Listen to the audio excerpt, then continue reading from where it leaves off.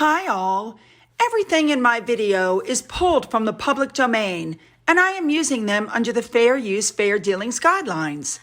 Everything I say is my own opinion. You should look into this information for yourselves, but I'm pretty sure I'm right. Good morning, everybody, and a big thank you to Katie for happy 2023. A look back at the Princess of Wales colors that she wore this year. She looks like a rainbow. Lovely. All right, I took a few days off, and now we have a lot to cover, so let's just jump in and get there, shall we? Let's go. New Year's Day, Mike and Zara Tindall brought their daughters Mia and Lena to the Cheltenham races. I hope I'm saying that correctly. Zara looked lovely. I love the purple hat with the blue jacket. Okay. Mike, I love this. Is that like an English country hat that he's wearing? You know, that kind of hat. I don't know what you call it. Anyway, she looked nice. He looked nice. The kids looked nice. It looks like they had a great time. At one point, you see the kids yelling, and there's a ticket in her hand. I'm going to assume that they've put some sort of a bet, you know what I mean, on a couple of the horses. Anyway, they looked very excited while they watched the races. Good for them. Maybe it's just me, but I think she comes off as very unpretentious, down to earth. She looks like the kind of girl you could go out and have a beer with, and she'd be a lot of fun. You know what I mean? You guys know what I'm saying. Just very easygoing and a lot of fun to be around. Her style is good, and I think she, other than William and Catherine, I think she's one of the happiest marriages in the royal family. Next up, this photo popped up on Twitter. I don't know when it was taken, but due to the height of George, because man, is he getting tall, I'm going to say recently. Looks like they're out having a great time. Good for them. Next up, Pope Emeritus. You guys would probably remember him as the Pope who resigned his position. It's never happened before, but this first time for everything. He passed away, and so King Charles sent a lovely note to the current Pope, and Pope Emeritus is lying in state. Speaking about King Charles, he and Camilla went out on New Year's Day on the Sandringham estate to church for the official service that they always go to. The church is St. Mary Magdalene. I wanted to say that. And then the two of them did their walkabout. They go up in between the people. And of course, somebody got a little snippet of Charles. Watch this.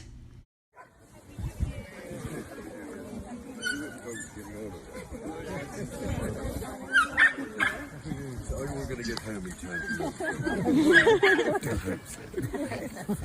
You sang him Happy New Year. School hasn't gone back yet. A few more weeks of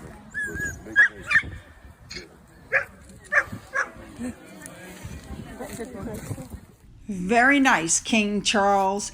And Queen Consort Camilla, of course, was also walking. People were handing her flowers.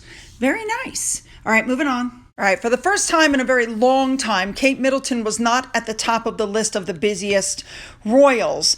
And the royal family had to come out and defend her. I don't get that. She's married. She's raising 3 children under the age of 10. She's family. She has commitments. I don't understand why they're defending that at all. Next up, King Charles is under pressure, it's being reported, to make key decisions about the 2023 year of quote-unquote firsts, because we know that some traditions from the Queen he's going to keep, but some traditions he's going to make for himself. And I don't see why he's under pressure, but okay, make those decisions, Charles. Next up, the UK Cabinet Office put up a thing saying that they published the 2023 New Year's Honor List, which marks the incredible service and contribution of individuals across the UK and overseas. All right, here we go. The articles are coming out that Archie and Lilibet's titles hang in balance. You know what? I don't think the king has any ideas about giving those titles to Harry and Meghan. Why would they? And I really don't understand why Harry and Meghan want those titles. If the royal family is as bad as they say, and Harry had to move to California to escape them, why would you want your children saddled with those titles? All right, Omid Scobie put up this tweet about Jason Knopf after serving as an Earthshot board member, Royal Foundation CEO, private secretary to Prince William, and helping the Daily Mail take on Meghan Markle in court last year, he has now been named, blah, blah, blah. But here's what he forgot. That number one, the case was against the Mail on Sunday, not the Daily Mail. Number two, both Scobie and Meghan Markle were exposed in court as being dishonest, manipulative, and they both risked perjury charges. And number three, Mr. Knopf offered nothing more than facts to the court. So not long after he put that up, Omid Scobie had to delete it. And Richard Eden pointed out maybe his New Year's resolution could be to stop engaging with hateful trolls. So, of course, he had to put something else up saying that he wrote that other tweet at 1 a.m. He said, I accidentally wrote private secretary instead of comms. The corrected list should be, number one, Earthshot board member. Number two, chief executive of the Royal Foundation. Number three, comms secretary for the Cambridges. And four, help Daily Mail take Meghan to court. We've all seen this email, and we've all seen the email that Harry sent, also showing that he's as much a liar as she is. Here's what I think happened. I think they thought because Mr. Knopf had signed an NDA that they could say whatever they wanted, and Mr. Knopf would have to keep his mouth shut. But that didn't work out so well for them, did it? All right, moving on. Next up, Queen Quokka put this up on Twitter, and it really caught my attention. These are the kinds of things that narcissists say. People rejoiced in the streets when I got married, like when Mandela was freed from prison, or a cabin crew member lowered his hat, knelt before me, and thanked me for my service. Well, people on Twitter took that just a little further. This person on Twitter wrote, am I hearing that Jason was on the plane today? And the guy in charge of the cabin crew took off his hat, got down on his knee and said, thank you for your service to our country, sir, and for your sacrifice. To which the passengers rose as one, wildly cheering and calling his name, stamping their feet and crying with joy from the left eye only. And then Jason got off the plane and collapsed into his security guy's arms. He's so great, been with Jason for ages, and said, I tried so hard. He replied, I know you did, sir. Honestly, I don't think people realize the sacrifice Jason made for a country that wasn't even his. Guys, it just kept going on and on. It was hilarious. All right, guys, you're not going to believe this, but well, maybe you will. They did a poll of the top celebrities people are sick of. Guess who came in number one? Meghan Markle. Prince Harry came in number two. Oprah came in number three. Amber Heard came in number four. Is anybody shocked by this? James Corden came in number five. Yes, and I completely agree with this poll. We're sick of all of them, really. All right, moving on. All right, next up, I have to touch on Mr. Bouzy. We all know that he's received a judgment. Jason Goodman received a judgment against him. They're trying to reverse the judgment. Doesn't look like it's going to work. And Mr. Bouzy is being sued by Nate the lawyer, and he's still online saying the same defamatory things that got him in the lawsuit in the first place. I don't understand it. If he has a lawyer, he has a lawyer. I don't understand why his lawyer hasn't told him to stop this, because the more he tweets, the worse it looks for him. I guess I just don't understand why he continues. I'm keeping an eye on this, guys. It just seems very odd to me that he's got such an expensive attorney and yet he's not stopping to talk. Now, here's the interesting thing. Here are the hidden comments that somebody took a picture of. Here's a guy that was born into a bad situation. He made something of himself. Bouzy claimed he wasn't an attorney. Come to find out he was. Yeah, very odd, the whole thing. All right, this is old, but I just had to throw it in there. How Harry and Meghan were determined as long as possible to have their children grow up out of the spotlight and privacy and to give them a normal childhood. Right. Moving on. All right, guys, now we're going to get into the meat of today's video. Of course, Harry and Meghan want to give out more of their truth in 2023. There's a little bit of talking going on that maybe critical parts of the bullying complaints against Meghan Markle might be released. I think that would be fabulous so that we know exactly what went on behind closed doors. And as far as the bullying report goes, I like what Unlikely Bot said. Harry said in this new trailer that came out, we'll be discussing in a minute, that silence is betrayal. Yes, Don't protect Meghan Markle. Don't be silent. Put out the bullying report. I completely agree. And I also just want to throw in here, and I've told you guys this before as an American, every time Harry opens his mouth and slags off the royal family, Kate and William go up in popularity and he and Meghan drop. Now, there's a lot of talk out there, and I agree with this article, that there will be no reconciliation after everything Harry's done, including when you think about what all's going to be in this book. I completely agree that what Harry and Meghan are doing are called the trash and cash business model because neither one of them has the dignity or the elegance that the Queen had. The trash for cash business model is very simple. You air your dirty laundry in public, you tell a bunch of lies, you accuse the Archbishop of Canterbury of a crime, and you get paid for it. Because that's what happened. So it's coming out now that Harry and Meghan want a sit-down meeting with the royals, and they're still demanding an apology because they're too thick to realize they're not going to get one.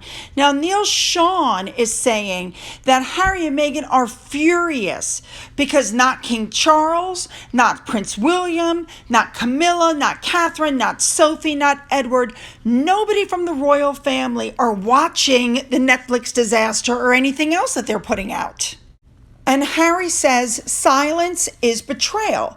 But I agree with Unlikely Bot. It takes a certain type of delusional person to sit down and complain about your family and say that they've made no attempts to reconcile while you do the very thing again that makes reconciliation impossible.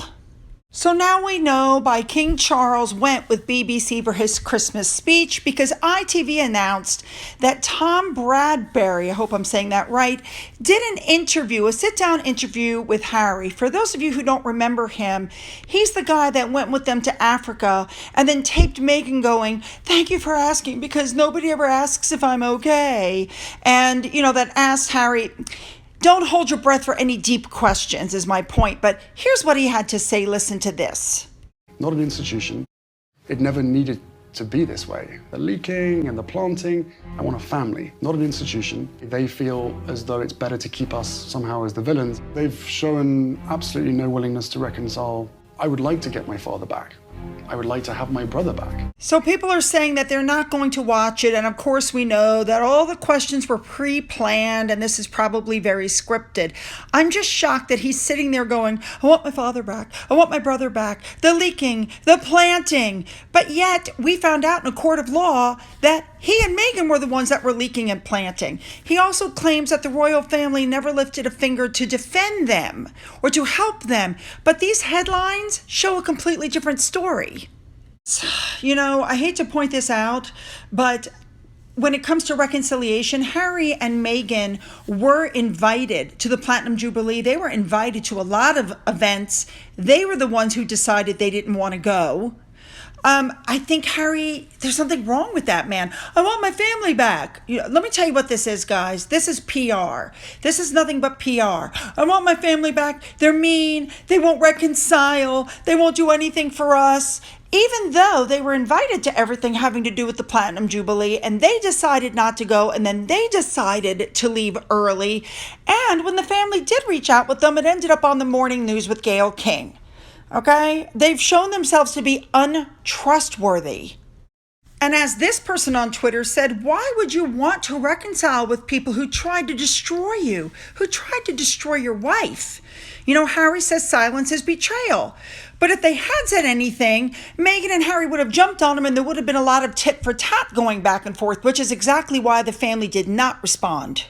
I completely agree with Rocco's mom on here. It's pretty obvious that Harry's problem is he was born second. That's it. So then it came out, the interview with Anderson Cooper for 60 Minutes was coming out. And I thought, well, maybe he'll have something different to say. Just this one time, maybe it'll be different. Yeah, here's the promo for that. Listen to this. One of the criticisms that you've received is that, well, okay, fine, you want to move to California, you want to step back from the institutional role. Why be so public? You say you tried to do this privately. And every single time I've tried to do it privately, there have been briefings and leakings and planting of stories against me and my wife. The family motto is never complain, never explain, but it's just a motto. And it doesn't really hold. There's a lot of complaining and a lot of explaining. Endless. Private being done through leaks. through leaks. They will feed or have a conversation with the correspondent, and that correspondent will literally be spoon-fed information and write the story, and then at the bottom of it, they will say that they've reached out to Buckingham Palace for comment. But the whole story is Buckingham Palace commenting. So when we're being told for the last 6 years, we can't put a statement out to protect you, but you do it for other members of the family, there becomes a point when silence is betrayal. So to start with, the first thing he said was a lie. I tried to do this privacy, but the palace kept leaking all of my stuff. It's not, so right off the bat, a lie. Number two, when he says silence is betrayal, I think that he and Meghan really thought, well, I'm his son. He can't ignore me. He can't, not speak to me. He has to be able to talk to me at some point. And then when that didn't happen, I think he and Meghan were shocked. Oh my God, they're really giving us the silent treatment. They're not responding. Oh my God, what have we done? What do we do now? What's the next thing? And now I think they're in panic mode, absolute panic mode. So here's what I think is going on. Number one, the Spotify deal is over. It will not be renewed. I can almost guarantee that.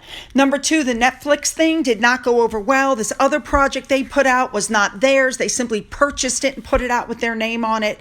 I think the book isn't selling well. That's why they've dropped the price because they can say it's a bestseller based on how many they sell, not on the price of the books.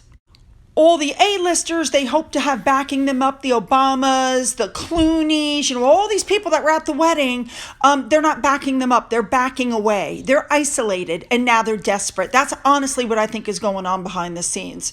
And if this book doesn't sell well, that could be the end of the book deal as well. All right, before we go on to Finn, let me show you the PayPal is at a zero balance as of January 1st. However much money you guys put in for the month of January, I will match it up to $500, and then we will donate it to that charity that I showed you in a previous video.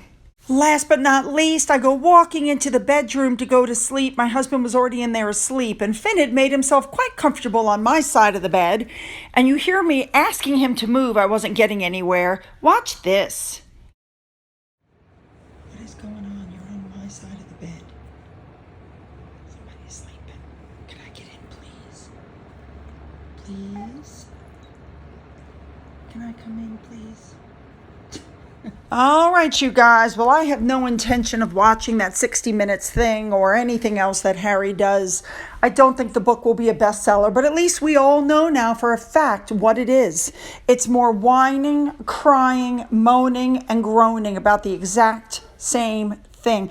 These two have you ever noticed that they make all these accusations, but they never have proof of anything?